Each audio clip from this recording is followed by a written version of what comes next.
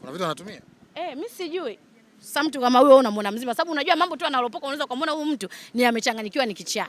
Si umeelewa? Anatoka na huko ananiambia mimi namtaka mwanamume wake. Au hujasikia hiyo? Ndio. Mwanamume wake mimi na ule ni uchafu unajua. Kuna mtu anaweza akautaka ule uchafu. Huyo mwanamume wake. Yule sio mwanamume.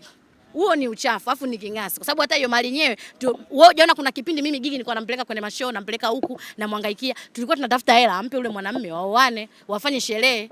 Kwa hiyo mahali zenyewe ametoa Gigi. Mahali zenyewe pia ametoa yeye mwenyewe Gigi. Hela anatoa wapi yule mwanamume? Mtoto mdogo kama yule anapata wapi? Msanii. Na yule mwanamume nyimbo zake zimetoka lini zikamlipa? Twende kwa YouTube, tuanzie YouTube. Nyimbo zimemlipa lini? Kwa song ipi ambaye ameitoa huyo msanii? Tunaanzia hapo. Kwa sababu ngoja nikwambie kitu kimoja ndugu mtangazaji. Sijui unanielewa? Umeona yule mwanaume? Nilikaa naye mimi chini na dadangu anaitwa Eshekinde. Ndio tulikaa na Gigi ndo alikuja naye. Walikuwa wamegombana mambo yao ya Msomali.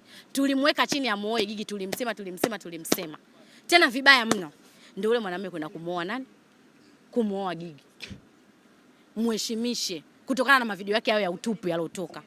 Si umenielewa? Aya, sasa hivi mimi nataka nikwambie wewe kitu kimoja kakaangu. Mtu kama huyo, mtu kama Gigi. Sijui unanielewa?